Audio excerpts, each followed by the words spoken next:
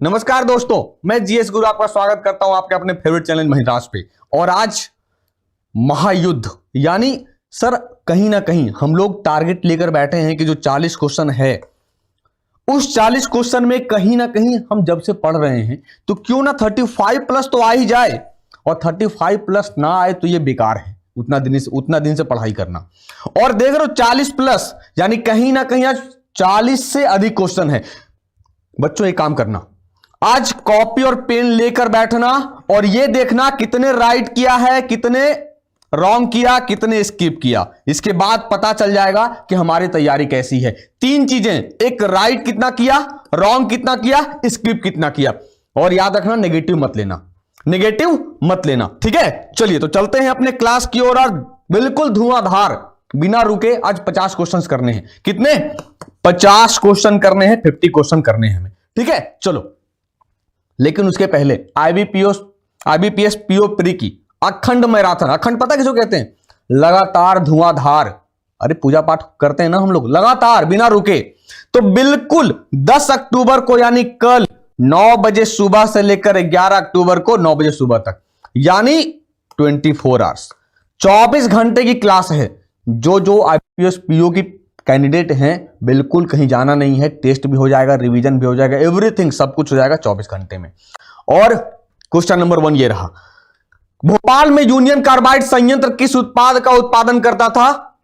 Pharmaceutical drugs, औषधि दवाइयां, परमाणु हथियार, कीटनाशक या प्लास्टिक। क्वेश्चन नंबर 1 ये रहा। चलिए बताइए क्या होगा कि भोपाल में यूनियन कार्बाइड संयंत्र किस उत्पाद का उत्पादन करता था? अब तक हम जानते थे कि भोपाल में यूनियन कार्बाइड जो संयंत्र है कौन सा गैस का रिसाव हुआ था? तो सर कीटनाशक था। आपको पता है दिसंबर के महीने थे और 1984 में यह घटना घटी थी। कहां? तो मध्य प्रदेश के भोपाल में। तो क्या होगा?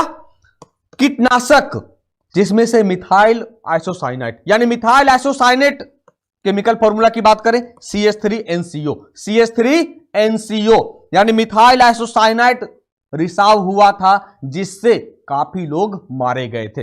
यानी क्या कहें, CH3NCO मिथाइल आइसोसाइनेट के रिसाव से भोपाल में जो यूनियन कार्बाइड में क्या हो गया था? गैस का रिसाव हो गया था, ठीक है। चलो क्वेश्चन नंबर 2, मराठी में सामना और हिंदी में दोपहर का सामना नामक अखबार की स्थापना किसने की? नानाजी देशमुख, बाल गंगाधर तिलक, शरद पवार या बाल ठाकरे? जल्दी, क्वेश्चन नंबर 2 क्या होगा? मराठी में सामना और हिंदी में दोपहर का सामना, सर बाल ठाकरे। मराठी में सामना और हिंदी में दोपहर का सामना। बाल गंगाधर तिलक देख रहे होंगे, यहां बाल गंगाधर तिलक देख रहे होंगे। आपको पता है मराठा और केसरी, मराठा और केसरी दो पुस्तक, दो पत्रिका कहें, समाचार पत्र कहें तो केसरी को लिखा गया था मराठी में और मराठा को लिखा गया था इंग्लिश में। नानाजी देशमुख भारत रत्न मिला था, भारत रत्न मिला है। और बाल ठाकरे ने क्या किया है? मराठी में सामना और हिंदी में दोपहर का सामना नामक अखबार की स्थापना की है। क्वेश्चन नंबर 3, रक्त समूह AB की खोज किसने की थी? कार्ल लैंडस्टीनर, डिकास्टेल और स्टर्ली, डॉक्टर क्रिश्चियन या वेनर? चलो जल्दी क्विक, क्वेश्चन नंबर 3 क्या हो गया? टिक टिक गई, जवाब क्या निकल कर आएगा? रक्त समूह AB, जिसे हम यूनिवर्सल डोनर कहते हैं, यूनिवर्सल डोनर कहते हैं। तो डिकास्टल और अस्टली ने रक्त समूह AB की खोज की और जितना रेस्ट बचा, क्या बच गया? ग्रुप A, ग्रुप B और O। ABO की खोज कार्ल लैंडस्टीनर ने की है। ब्लड ग्रुप की खोज किसने की है? कार्ल लैंडस्टीनर ने की है। डिकास्टेल और स्टर्ली ने क्या किया है? रक्त समूह AB की खोज की है। डॉक्टर क्रिश्चियन बर्नार्ड, आपको पता है पहली बार हार्ट का ट्रांसप्लांट हुआ था किसके द्वारा? डॉक्टर क्रिश्चियन के द्वारा। और कार्ल लैंडस्टीनर और वेनर ने RH फैक्टर की खोज की थी, RH फैक्टर की खोज की थी। तो नोट डाउन करते चलना, भूलना मत, क्योंकि आने वाले समय में सब मोस्ट इंपोर्टेंट क्वेश्चन है। क्वेश्चन नंबर 4, जर्मन सिल्वर में चांदी का प्रतिशत कितना है? 0%, 5%, 10% या 20%?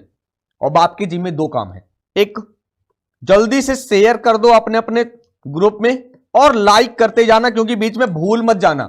2 चीजें, एक शेयर कर देना और एक लाइक करते जाना। कहा सर जर्मन सिल्वर में चांदी का प्रतिशत, जर्मन सिल्वर की बात किया पहली चीज सर, जर्मन सिल्वर ये क्या है? एक एलॉय है। ये क्या है? एलॉय है। यानी जब एलॉय है, मिश्र धातु है, तब क्या होगा? 0% होगा। तब क्या होगा? 0% होगा। यानी जर्मन सिल्वर में चांदी का प्रतिशत क्या होगा? 0% होगा, क्योंकि ये चांदी का अयस्क है ही नहीं। चांदी का अयस्क है ही नहीं। तब क्या? जर्मन सिल्वर एक मिश्र धातु है जिसमें 50% तांबा, 35% जस्ता और 15% निकिल होता है। यानी 50, 35 और 15 की रेशियो है। 15 की रेशियो है। आई बातें समझ में? कोई कंफ्यूजन यहां तक नहीं ना? चलो आगे देखो, क्वेश्चन नंबर 5। टेफ्लॉन क्या है? पॉलीविनाइल क्लोराइड, क्लोरोफ्लोरोकार्बन, फ्लोरोकार्बन या hydrocarbon? Question number 5। Question number 5 क्या होगा? टेफ्लॉन क्या है बच्चे? टेफ्लॉन क्या है? फ्लोरोकार्बन। अब तक हम जानते थे कि टेफ्लॉन को हम यूज करते हैं कहां? बर्तन बनाने में। बर्तन के ऊपर एक कोटिंग किया जाता है। बर्तन के ऊपर एक कोटिंग किया जाता है। तो ये क्या है पता है? क्लोरोफ्लोरोकार्बन, सॉरी फ्लोरोकार्बन, ना कि पॉलीविनाइल क्लोराइड है। ये पीवीसी है, पीवीसी, पॉलीविनाइल क्लोराइड। और सीएफसी तो पता है कि यह हार्मफुल है, खतरनाक गैस है, ओजोन को छिद्र करने में यह अहम भूमिका निभाता है। तो पॉली टेट्राफ्लुओरेथिलीन यानी पीटीएफई को आमतौर पर टेफ्लॉन के रूप में जाना जाता है। यह क्या है? ठोस फ्लोरोकार्बन है। यही क्वेश्चन था। डेंसिटी की बात करेंगे तो 2.2 ग्राम सेंटीमीटर क्यूब। अगर हम मेल्टिंग पॉइंट की बात करें तो 327 डिग्री सेल्सियस। यह विषय यूज कहां हो सकता है? आपके आने वाले समय में एग्जाम में यूजेज पूछ दे। आपके आने वाले समय में यूजेज पूछ दे तो आपको याद रखना पड़ेगा कि बर्तनों के लिए एक नॉन स्टिक सतह पर कोटिंग की जाती है। कोटिंग की जाती है। Question number 6। What is white vitriol? श्वेत विट्रियल क्या है? Copper sulphate, zinc sulphate, sulphuric acid या आयरन सल्फेट? Question number 6। बिल्कुल कई सारे क्वेश्चंस आपको लगेंगे नया, तो बस यही तो है, वही चीज है, आपको बताना पड़ेगा। अब तक हम देख रहे थे सर हरा, व्हाइट, हरा थोथा, नीला थोथा, यही देख रहे थे ना। लेकिन ये क्या है? सफेद थोथा। सफेद थोथा क्या है जरा बताना है आपको। श्वेत थोथा क्या है? जिंक सल्फेट क्या है? ये जिंक सल्फेट को व्हाइट विट्रियोल या सफेद थोथा के नाम से जानते हैं। हरा थोथा भी है, नीला थोथा भी है। तो क्यों ना इन सब ऑप्शन को हम देख लें, ताकि आने वाले समय में चाहे वो व्हाइट पूछे, ब्लैक पूछे या ग्रीन पूछे, व्हाट एवर। यानी देखें, ब्लू विट्रियोल की बात करेंगे, नीला थोथा की बात करेंगे बच्चे, copper sulphate, chemical formula CuSO4 × 5H2O। Green vitriol की बात करें, हरा थोथा की बात करें, आयरन सल्फेट FeSO4 × 7H2O। और वाइल विट्रियोल यानी सल्फ्यूरिक एसिड H2SO4। तो ये सब आपके लिए काफी इंपॉर्टेंट है। आपको क्या करना होगा? समझना होगा ये क्या है, ये केमिकल है और ये इधर केमिकल फॉर्मूला हो गए। Question number 7। बेंजीन का उपयोग किस रूप में किया जाता है? कृत्रिम कपूर, मोटर ईंधन, कीटनाशक या विस्फोटक? क्या होगा? बेंजीन का उपयोग हम कहां करते हैं?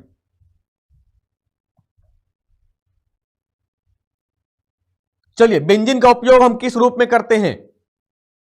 मोटर ईंधन के रूप में, ना कि आर्टिफिशियल कैम्फोर के रूप में, ना कीटनाशक के रूप में, ना एक्सप्लोसिव के रूप में। एक्सप्लोसिव की बात करेंगे तो TNT, एक्सप्लोसिव की बात करेंगे तो TNT। यानी benzene chemical formula C6H6, chemical formula C6H6 सबसे सरल सुगंधित हाइड्रोकार्बन है, जिसकी खोज फैराडे ने की। कितने सारे क्वेश्चन निकल रहे हैं। बेंजीन का केमिकल फॉर्मूला C6H6 खोज किसने की? तो 1825 में फैराडे ने की थी। और इसका जो यूज करते हैं आप देखते होंगे, बेंजोल। हम मार्केट जाते हैं, मार्केट में जो खरीदते हैं तो बेंजोल नाम से सेल होता है, वो बिकता है। तो बेंजोल नाम के तहत मोटर ईंधन के रूप में उपयोग किया जाता है। तो आप ये समझ लीजिए, बेंजोल आए, बेंजीन आए, इसकी खोज किसने की, व्हाट एवर जो भी है आपको सॉल्व करके आना पड़ेगा। Question number 8। मानव शरीर का कौन सा हिस्सा मलेरिया से प्रभावित होता है? Liver and lungs, spleen and lungs, liver और स्प्लीन या brain and liver? Question number 8। चलिए, क्वेश्चन नंबर 8 क्या होगा? अंकित जी बिल्कुल नेगेटिव वाले इंसान, भैया एग्जाम हो नहीं रहा है, पढ़ के क्या करोगे? एग्जाम जैसे अनाउंस करेगा आप क्या करोगे? 24 घंटे के बदले 48 घंटे में तैयारी करोगे? नहीं ना सर। सोल्जर का काम क्या है? प्रैक्टिस करना, लड़ाई के लिए तैयार रहना। तो वी आर सोल्जर, हम लोग क्या है? सोल्जर हैं। जिस दिन रेलवे अनाउंस करे हम तैयार रहेंगे एग्जाम के लिए।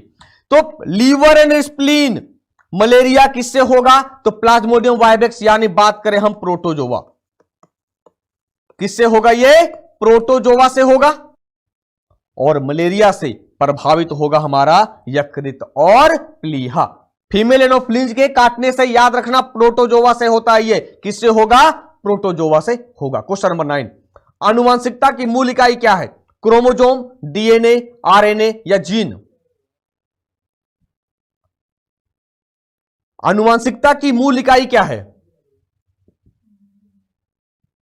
सर जीन है, ना कि डीएनए और आरएनए। क्रोमोजोम, डीएनए आरएनए की बात करेंगे। 23rd पेयर, 23 जोड़ी। मनुष्य में कितने? 46। तो आनुवंशिकता की मूल इकाई की बात करेंगे, क्या है ये? जीन है। यानी आनुवंशिकता की मूल भौतिक और कार्यात्मक इकाई जीन है। और जीन डीएनए से बने होते हैं। जीन किसके बने होते हैं? डीएनए से बने होते हैं। हो सकता है केवल एग्जाम में पूछ जाए कि जीन किसके बने होते हैं? डीएनए से बने होते हैं, जो प्रोटीन नामक अणु बनाने के निर्देश के रूप में कार्य करते हैं, वर्क करता है। क्वेश्चन नंबर 10, निम्नलिखित में से किसमें 3 कक्षीय हृदय नहीं पाया जाता है? छिपकली, मेंढक, व्हेल या सांप? Question number 10। क्वेश्चन नंबर 10 क्या होगा? जल्दी, क्विक, टाइमर खत्म हो गया, बताओ जल्दी क्या होगा? क्वेश्चन नंबर 10 की बात करेंगे। तो सर किसमें 3 कक्षीय हृदय नहीं पाया जाता है? आपको यह समझना पड़ेगा व्हेल क्या है। भैया व्हेल क्या? व्हेल मैमल्स है, और जितने भी मैमल्स हैं उसमें कितने होंगे? 4, यानी 2 पेयर होगा। कितना होगा? 2 पेयर होगा, 4 होगा। तो छिपकली, फ्रॉग, स्नेक सब में क्या होगा? 3 कक्षीय, जबकि व्हेल में क्या होगा? 4 पेयर। तो थोड़ा सा मैंने आपसे गलती कराने का प्रयास किया है। यहां अगर मैमल्स होता तब हम सही बनाते, लेकिन मैंने क्या डाल दिया? मैमल्स की जगह व्हेल डाल दिया। यानी अब देख लो, मीन जो कैटेगरी में जो मछलियां हैं 2 चैम्बर होगा। 2 चैम्बर हम लोगों में कितने होते हैं? 4 चैम्बर होगा। उभयचर एम्फीबिया की बात करेंगे 3 चैम्बर। चाहे और सरीसृप की बात करें तो क्या होगा इसमें? स्नैक्स, लिजार्ड और क्रोकोडाइल्स। आई बात समझ में? आमतौर पर जितने भी सरीसृप हैं, रेप्टाइल हैं, सब में 3 कक्ष होते हैं, केवल और केवल मगरमच्छ को छोड़कर। केवल और केवल मगरमच्छ को छोड़कर, क्योंकि 4 कक्षीय हृदय रखते हैं। जबकि हम बात करें एविस की, तब क्या होगा? 4 चैम्बर्ड है। और मैमल्स में भी 4 चैम्बर होगा, 2 आर्टरी और 2 वेंट्रिकल। आई बात समझ में बच्चों? यहां तक कोई कंफ्यूजन नहीं ना? चलो क्वेश्चन नंबर, सर जरा मुझे मिस्टर इंडिया बना दिया जाए। सूर्य से उनके दूरी के बढ़ते क्रम में सौर मंडल के ग्रहों को व्यवस्थित करें। मरकरी, वरुण, मंगल, शनि। चलो जल्दी क्विक, सूर्य से उनकी दूरी के बारे में क्या होगा? कि बुध होगा, वरुण होगा, मंगल होगा, शनि होगा। आपको बताना पड़ेगा कि सूर्य से उनके दूरी के बढ़ते क्रम में सौर मंडल के ग्रहों की व्यवस्थित करें। चलिए जल्दी,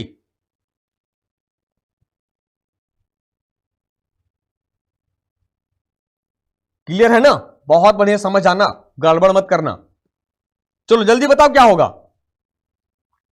सर कहा दूरी सूर्य से बढ़ते हुए, तो हमें समझना पड़ेगा। मैं आपको कई बार बता चुका हूं, my very educated mother just showed us 9 planet. तो पहला मरकरी हो गया, दूसरा वीनस हो गया, तीसरा अर्थ हो गया, चौथा मार्स हो गया। इसके बाद जुपिटर हो गया, फिर सैटर्न, यूरेनस, नेपच्यून, प्लूटो तो है ही नहीं। यानी पहले मरकरी, मरकरी के बाद क्या आएगा बच्चे? मार्स, मार्स के बाद क्या आएगा? सैटर्न, सैटर्न के बाद वरुण आएगा। यही तो है कहानी। क्वेश्चन नंबर 12, भारत और बांग्लादेश के बीच 9 नवंबर 2017 को कौन सी ट्रेन शुरू की गई? मैत्री एक्सप्रेस, बंधन एक्सप्रेस, समझौता एक्सप्रेस या थार एक्सप्रेस?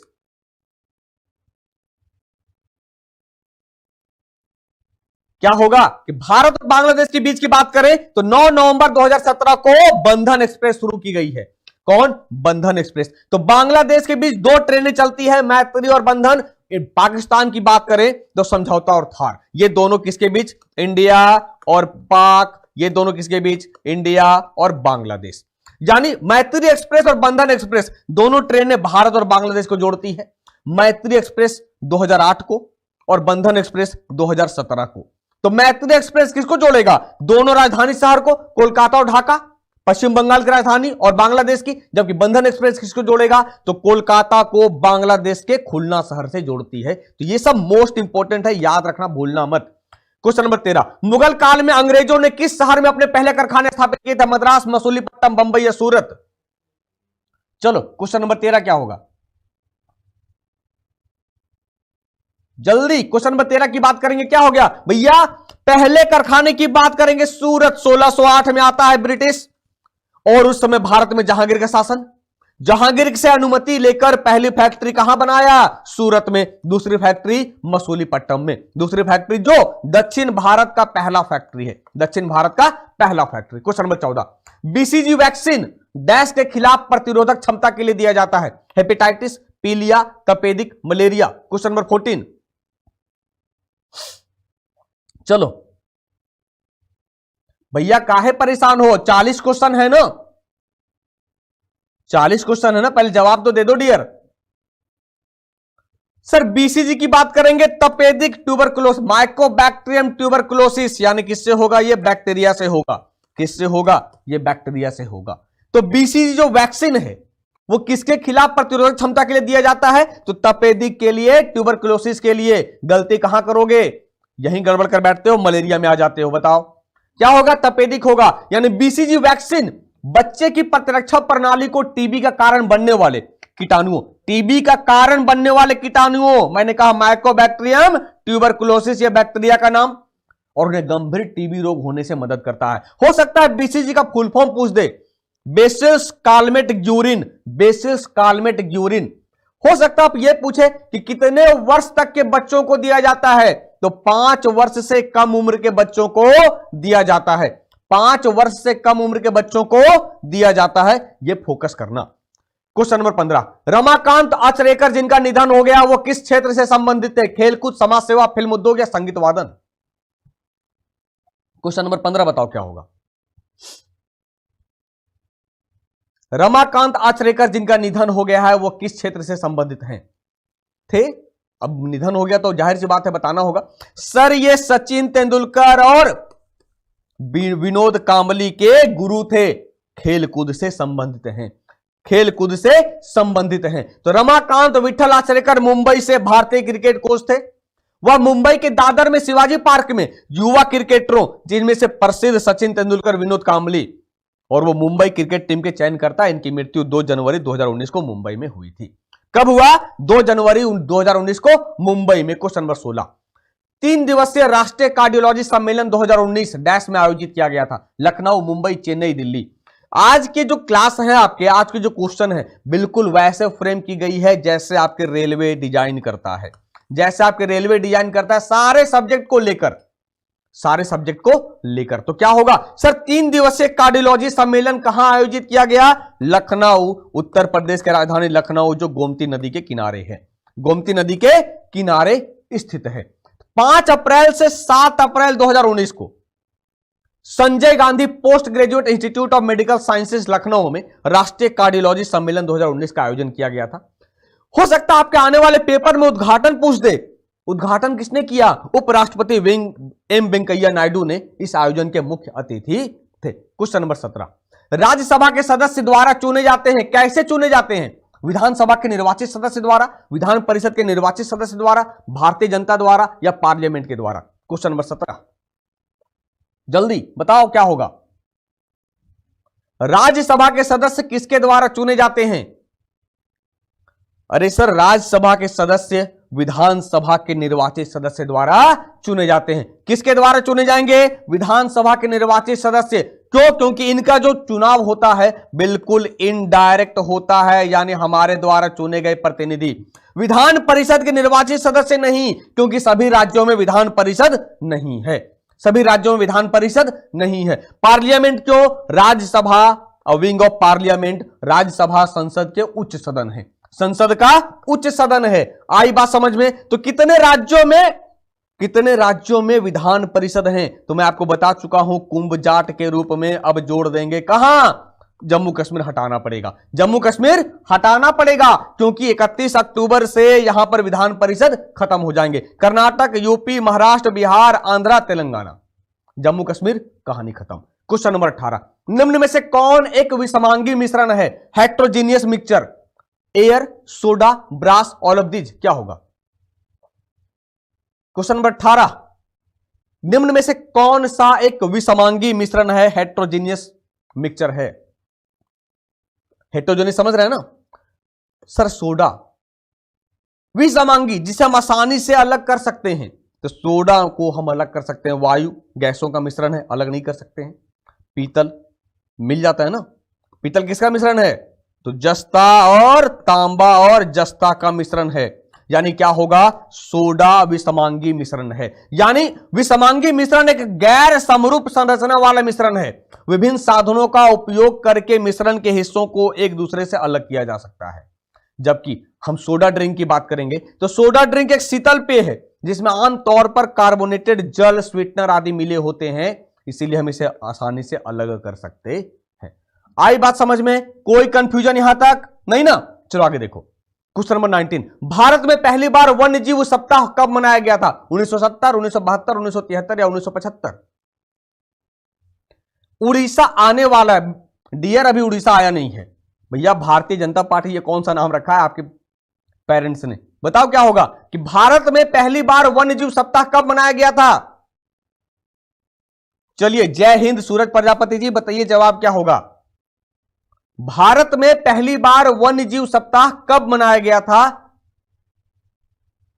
1972 को सेलिब्रेट किया गया था। 73 की बात करें, प्रोजेक्ट टाइगर, प्रोजेक्ट टाइगर की शुरुआत कब की गई थी? 1973 को की गई थी। यानी 2 अक्टूबर से 8 अक्टूबर के बीच, 2 अक्टूबर से 8 अक्टूबर के बीच हर साल पूरे देश में वन्य जीव सप्ताह मनाया जाता है। क्यों?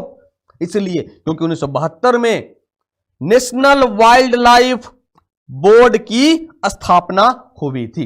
इस सप्ताह को पहली बार 1972 में मनाया गया था। क्वेश्चन नंबर 20, अब बताना है आपको, एक तरफ पॉलिटिकल पार्टी है, दूसरी तरफ उसका स्थापना की ईयर है, क्या होगा? भाजपा, आप, राष्ट्रीय कांग्रेस पार्टी या बसपा? भैया ऐसे ऐसे क्वेश्चंस मिलेंगे, बिल्कुल लगेगा सर पहली बार देखा है मैंने। पॉलिटिकल पार्टी की स्थापना कब हुई? सीधा देख ले, बीजेपी की स्थापना 1980 में, आम आदमी पार्टी की स्थापना 2012 में, राष्ट्रीय कांग्रेस पार्टी एनसीपी की स्थापना 1999 में जो कांग्रेस से अलग होकर गई, और बीएसपी की स्थापना 1984 में। यानी ये जो क्रम है सही है। सर बीजेपी की बात करेंगे, अमित शाह अध्यक्ष हैं और भैरव सिंह शेखावत, अटल बिहारी वाजपेयी, लाल कृष्ण आडवाणी इसके संस्थापक हो गए, और 6 अप्रैल 1980 को इसकी स्थापना की गई। आम आदमी पार्टी की बात करें, अरविंद केजरीवाल, 2 अक्टूबर 2012 को इसकी स्थापना। और एनसीपी की बात करें, शरद पवार कांग्रेस से अलग हुए, 10 जून 1999 को इसकी स्थापना की गई है। मायावती बीएसपी फाउंडर कांसीराम, 14 अप्रैल 1984 को स्थापना हुआ, इसके भी मुख्यालय कहां है? दिल्ली है। क्वेश्चन नंबर 21, निम्नलिखित में से कौन ऊर्जा का एक गैर नवीकरणीय संसाधन है? पवन ऊर्जा, हाइड्रोजन ईंधन, प्राकृतिक गैस या सौर ऊर्जा? चलिए क्वेश्चन नंबर 21, जल्दी बताओ क्या होगा? गैर नवीकरणीय संसाधन। सर गैर नवीकरणीय यानी क्या होगा पता है? जो बिल्कुल खत्म हो जाए, जिसको हम फिर से बना नहीं सकते हैं। तो एक बार खत्म हो गया, हम उसे तैयार नहीं कर पाएंगे। सोलर एनर्जी को हम तैयार कर सकते हैं, कर सकते हैं ना? तो गैर नवीकरणीय का कॉन्सेप्ट समझना पड़ेगा। कहा प्राकृतिक गैस ऊर्जा का एक गैर नवीकरणीय संसाधन है, क्योंकि एक बार उपयोग होने के बाद इसे हम खुद बना नहीं सकते हैं। क्वेश्चन नंबर 22, मगध की सबसे पुरानी राजधानी कहां थी? वैशाली, पाटलिपुत्र, राजगीर, नालंदा? क्वेश्चन नंबर 22, चलिए जल्दी बताइए क्या होगा? क्वेश्चन नंबर 22, मगध की सबसे पुरानी राजधानी की बात करें, राजगीर। बाद में उदयन ने इसे पाटलिपुत्र स्थापित किया था, यानी पाटलिपुत्र की स्थापना किसने की? उदयन ने की थी। तो मगध की सबसे पुरानी राजधानी की बात कर दें या मगध की पहली राजधानी के बारे में बात करें तो राजगीरा, या कहीं कहीं लिखा हुआ मिलेगा राजगीर, तो यह समझना पड़ेगा राजगीर उसका पुराना राजधानी या पहली राजधानी है। क्वेश्चन नंबर 24, इनमें से कौन सा राज्य नेपाल और चीन दोनों के बीच दोनों के साथ एक सीमा साझा करता है? अरुणाचल प्रदेश, पश्चिम बंगाल, उत्तर प्रदेश या उत्तराखंड? Question number 23।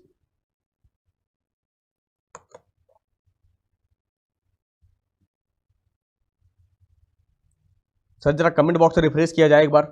कौन सा राज्य नेपाल और चीन दोनों के साथ एक सीमा साझा करता है? जल्दी, क्विक। सर उत्तराखंड साझा करेगा नेपाल और चीन दोनों के साथ। नेपाल और चीन दोनों के साथ सीमा साझा करेगा। तो नेपाल से देख ले, नेपाल उत्तर उत्तर बता चुके हैं, फिर से बस पंक्चर हो गया। यानी भैया उत्तर प्रदेश, उत्तराखंड, बिहार, सिक्किम, पश्चिम बंगाल, ये इसके ट्रिक हैं नेपाल के साथ।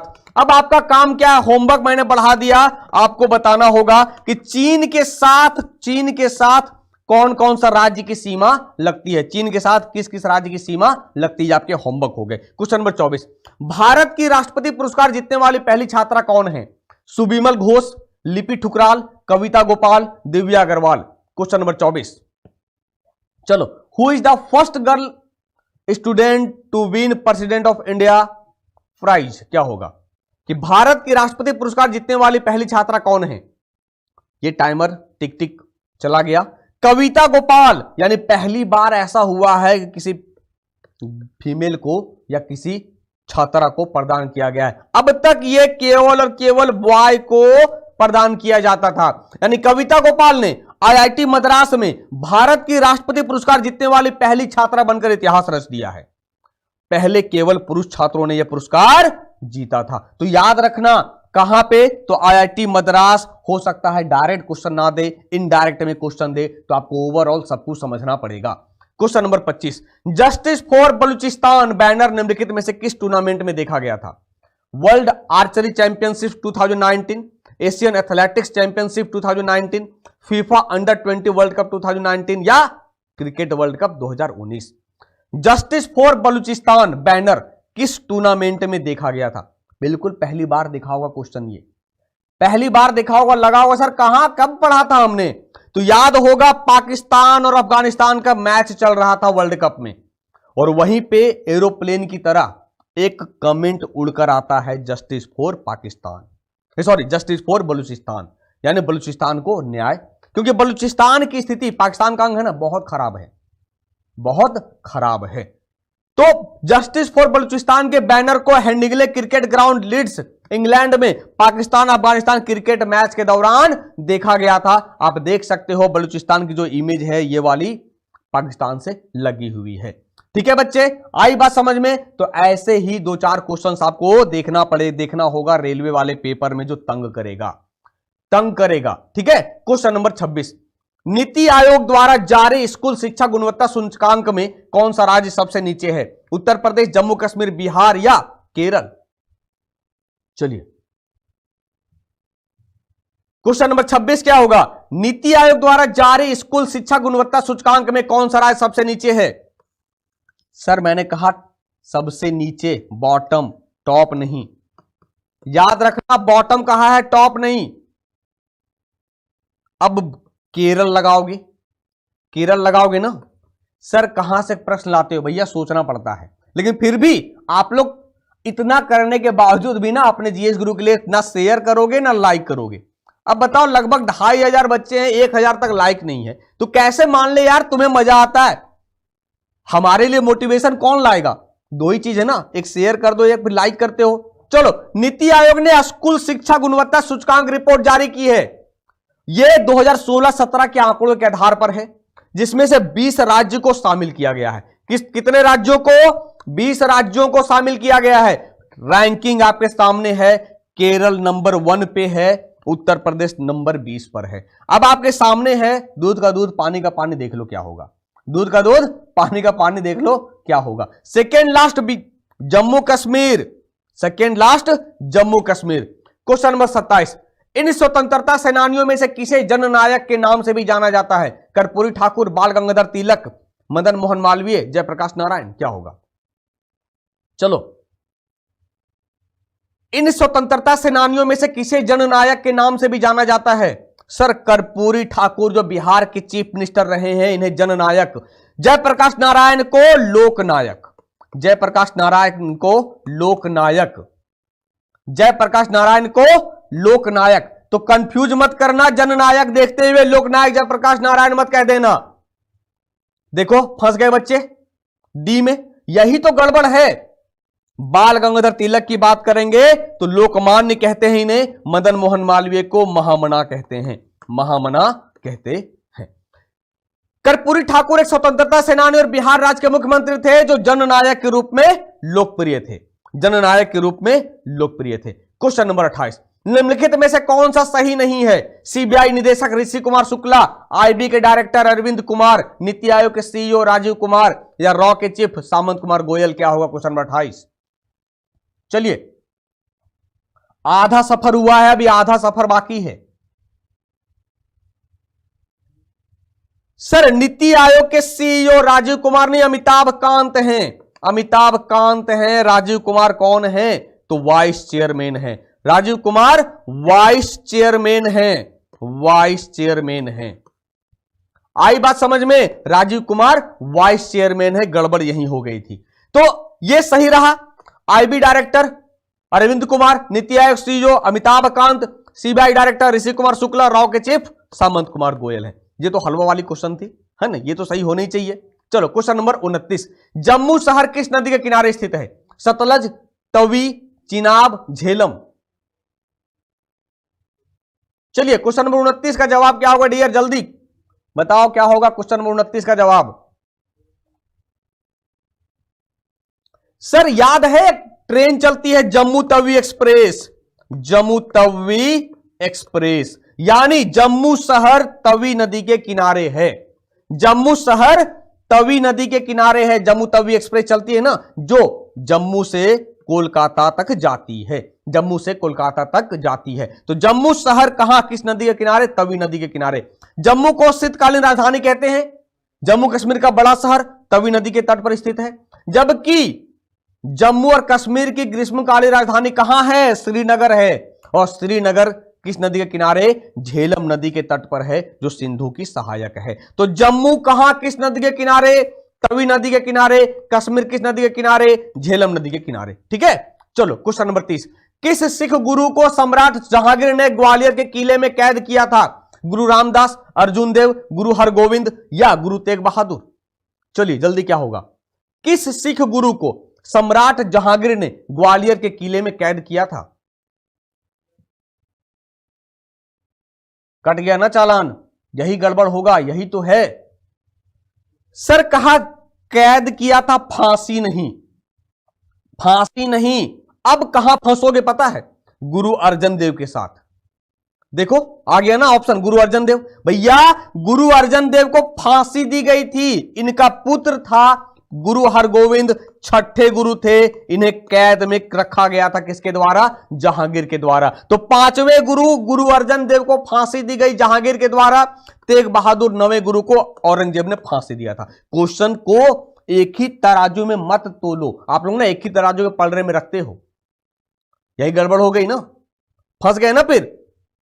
क्वेश्चन नंबर 31, किस खिलाड़ी ने आईपीएल 2019 में पर्पल कैप जीता है? Shubman Gill, David Warner, Kagiso Rabada, Imran Tahir? चलिए जल्दी, मजा आ गया ना, मजा आ गया ना भैया? जरा सा मुझे मिस्टर इंडिया बना दो, टेक्निकल टीम अगर मेरी आवाज पहुंच रही है।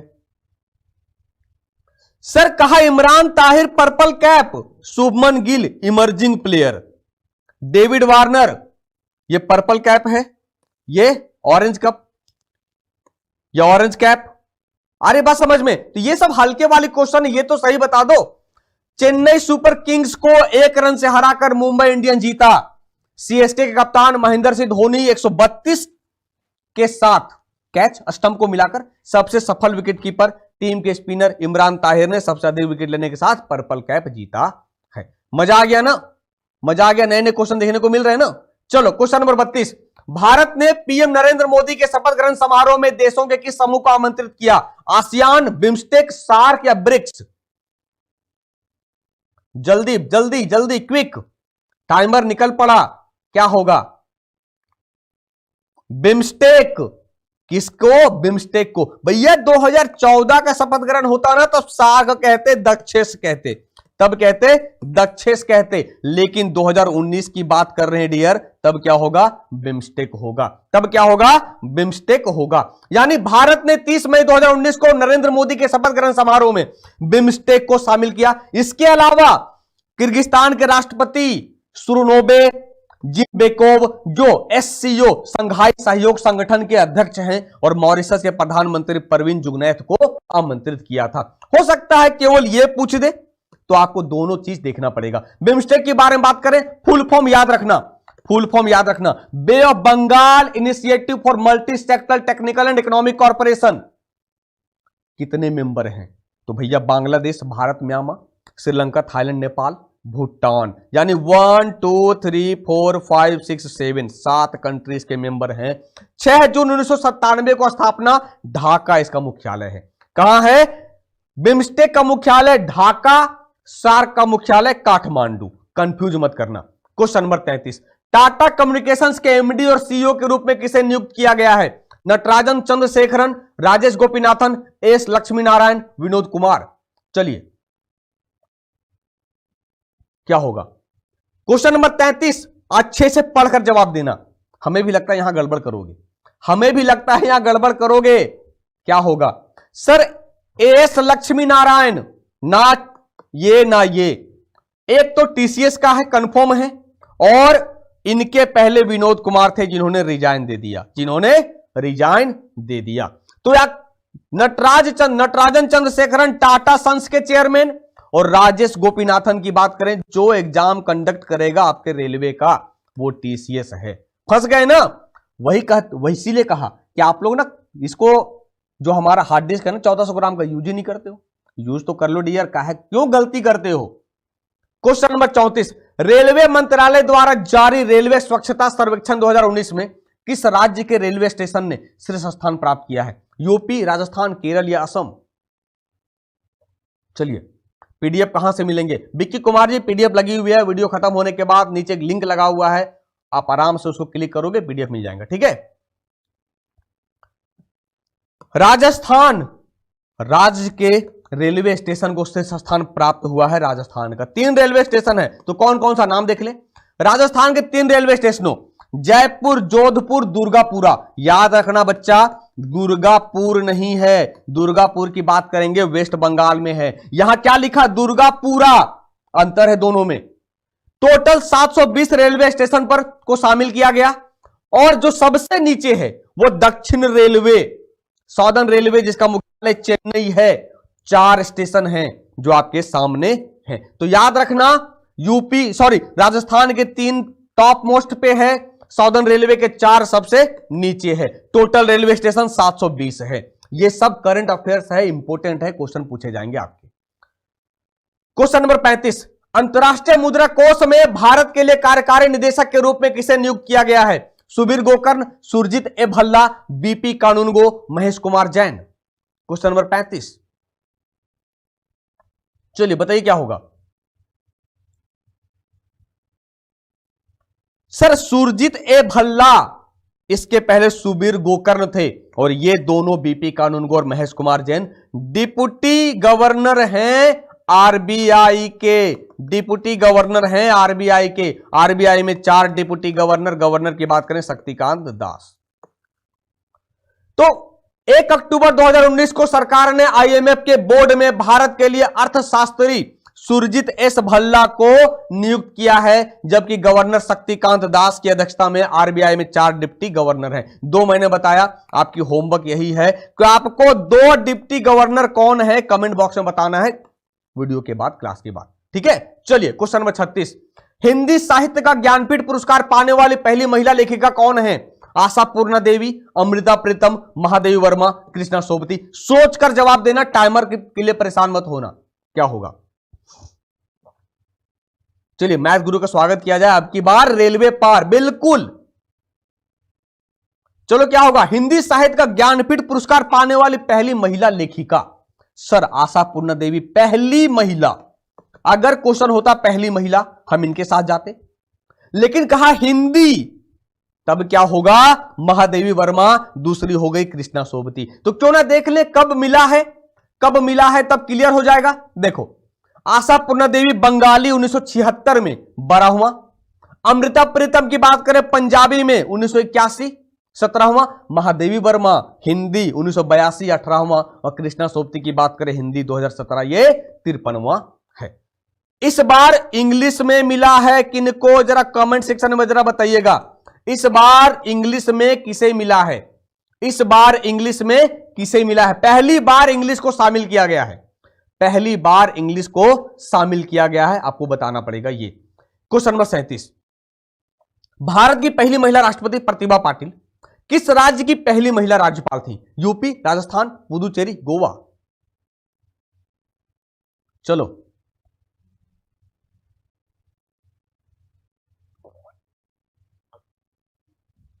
अमिताभ घोष, बहुत बढ़िया। क्या होगा सर? राजस्थान, यानी राजस्थान की पहली महिला राज्यपाल थी ये। जैसे अभी कौन है, रामनाथ कोविंद साहब है ना राष्ट्रपति, बिहार के राज्यपाल थे राष्ट्रपति बनने के पहले, बिहार के राज्यपाल थे राष्ट्रपति बनने के पहले, तो ये राजस्थान की पहली महिला राज्यपाल थी। यानी प्रतिभा पाटिल 25 जुलाई 2007 से 25 जुलाई 2012 तक 12वें राष्ट्रपति रही हैं। इसके पहले 2004 से 7 तक राजस्थान की राज्यपाल थी। क्वेश्चन नंबर 38, फिर मैच ऑफ द फॉलोइंग करना है। एक तरफ कंट्री है, दूसरी तरफ करेंसी है, सही क्या होगा जरा बताएं। बांग्लादेश, म्यांमार, मालदीव, भूटान, नगुतरम, रुपया, टका, कयात। चलिए,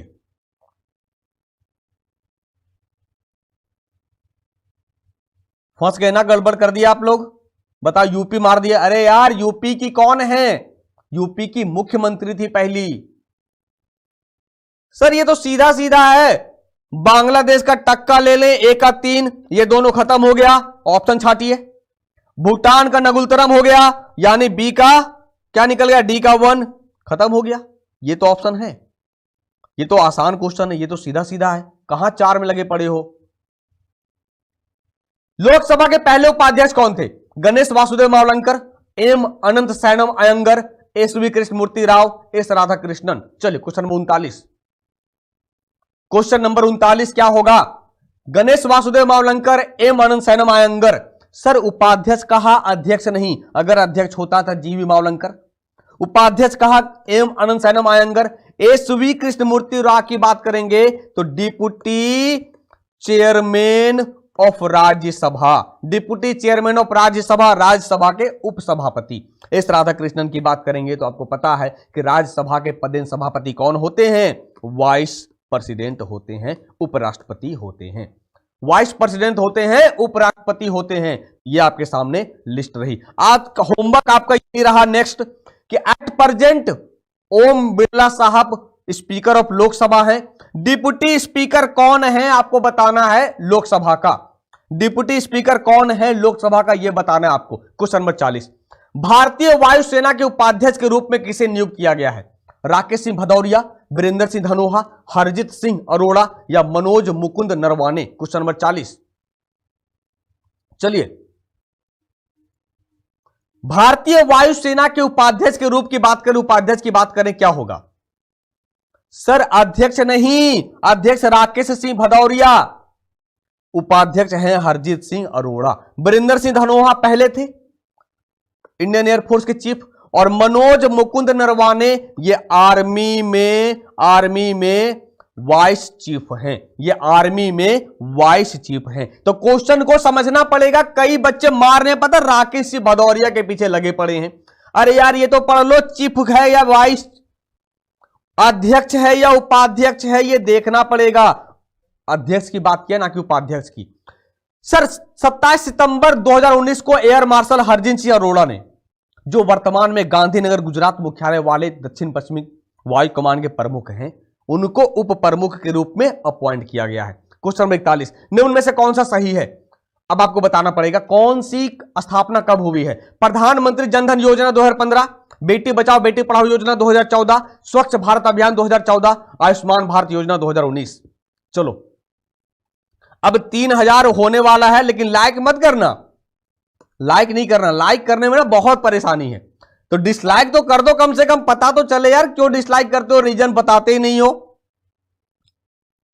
क्या होगा सर, कहा कौन सही है, यहां गड़बड़ करोगे, देखो ये ऑप्शन नंबर 4 बिल्कुल सही, देख रहे हो क्या मतलब, कहां कहां फंसे हो, ये 2018 है, ये 2014 है और ये 2015 है, यही तो गड़बड़ हो जाती है आपसे, यही तो गड़बड़ हो जाती है।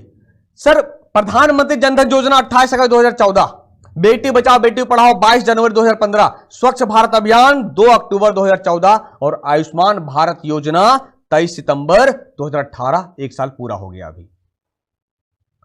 क्वेश्चन नंबर 42, निम्नलिखित में से कौन प्रत्यक्ष कर नहीं है, आयकर, संपत्ति कर, कॉर्पोरेट टैक्स, कोई नहीं। चलिए बताइए क्वेश्चन नंबर 42 क्या होगा, कौन प्रत्यक्ष कर नहीं है, भैया कोई नहीं, सब डायरेक्ट टैक्स है, सब डायरेक्ट टैक्स है, आयकर भी, संपत्ति कर भी और कॉर्पोरेट टैक्स भी है। आई बात समझ में, क्लियर है, कोई परेशानी कोई कंफ्यूजन यहां तक अभी तक नहीं ना। अब्दुल रहीम खान खाना ने बाबर के संस्मरणों का प्रतिपादन किस भाषा में किया था, फारसी, अरबी, उर्दू या ऑल ऑफ दिस, ये सभी। चलिए बताइए क्या होगा,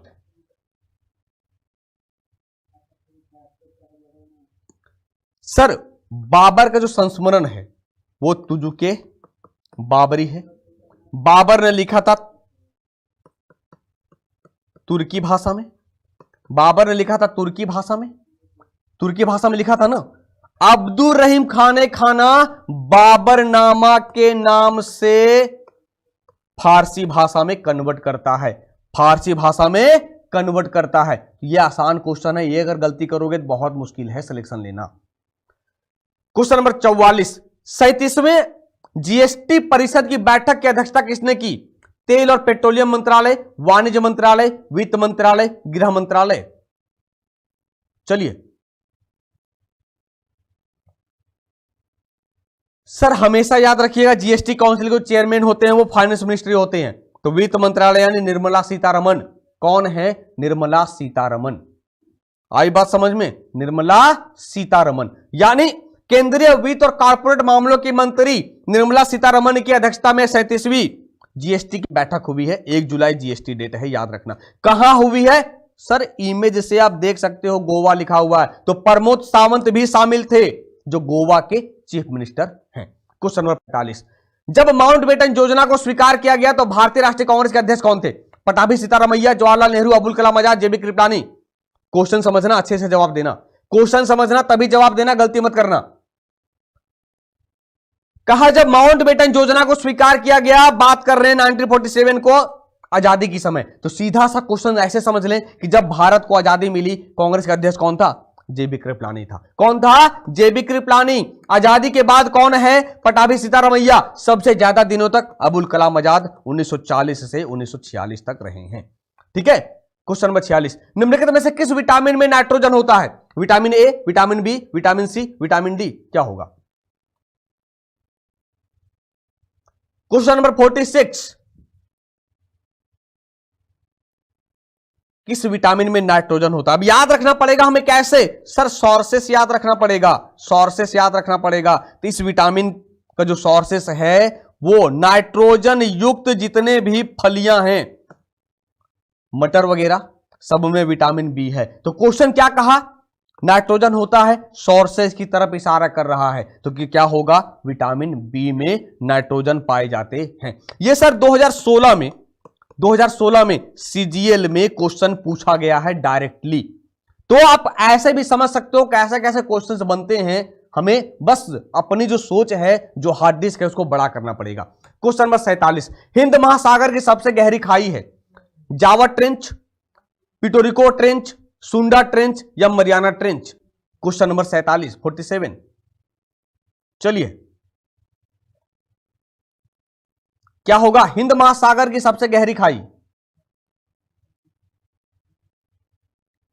सर हिंद महासागर की बात किया तो सबसे deepest trench of Indian ocean, Hind महासागर की सबसे गहरी खाई की बात करेंगे, आना शुरू हो गया, बहुत बढ़िया। क्या होगा सर? सुंडा ट्रेंच। पिटोरिका की बात करिए अटलांटिका या अटलांटिक महासागर, मरियाना की बात करें पैसिफिक ओशियन, तो पैसिफिक ओशियन प्रशांत महासागर का सबसे गहरा भाग या अटलांटिक महासागर का सबसे गहरा भाग सुंडा। अगर सुंडा ना हो ऑप्शन में तो हम जावा के साथ चले जाएंगे, कोई कंफ्यूजन नहीं है। ठीक है, क्वेश्चन नंबर 48, 2019 से पहले आरबीआई का लेखा वर्ष क्या था? अकाउंटिंग ईयर, अप्रैल, मार्च, जुलाई, जून, अक्टूबर, सितंबर, जनवरी, दिसंबर। चलिए, हो गया ना गलत, कर दिया ना कबाड़ा, कट गया ना चालान, यही होगा। इसलिए कहते हैं क्वेश्चन को पढ़ो, चालान कटने से बचो। क्या होगा सर? कहा 2019 से पहले, यानी 2019 में गड़बड़ हुई है तो अगस्त के महीने में चेंज हुआ है और इसे हम अप्रैल से मार्च कर दिए हैं। इसके पहले क्या था? जुलाई जून था। क्यों? क्योंकि फाइनेंशियल ईयर भी हमारा गवर्नमेंट का चलता है अप्रैल से मार्च, इसीलिए आरबीआई भी अब जुलाई से जून के जगह पे अप्रैल मार्च तक पहुंच गई है। तो समझना पड़ेगा क्वेश्चन क्या कह रहा है। ठीक है, चलो क्वेश्चन नंबर 49, भारतीय राष्ट्रीय रेल संग्रहालय कहां स्थित है? हिमाचल प्रदेश, उत्तर प्रदेश, गुजरात या कोई नहीं? भारतीय राष्ट्रीय रेल संग्रहालय, इंडियन नेशनल रेल म्यूजियम कहां है? क्या लगता है? हमें लगता है बच्चे इसमें फंसेंगे, गड़बड़ करेंगे। बिना पढ़े आंसर कर दिया था। किसने कहा आंसर करने को? बताओ क्या होगा इसका? अरे सर क्या कर दिया? ऑप्शन नंबर 4, बिल्कुल ये दिल्ली में है डियर। कहां है? दिल्ली में है। गुजरात की बात करें बड़ौदा में, तो रेलवे स्टाफ कॉलेज की जगह पे अब रेलवे यूनिवर्सिटी की स्थापना की गई। कहां? गुजरात में। तो दो गड़बड़ कर दिया ना, गुजरात नहीं होगा, रेलवे यूनिवर्सिटी या रेलवे स्टाफ कॉलेज बड़ौदा में है। Question number 50, east is an example of खमीर किसका उदाहरण है?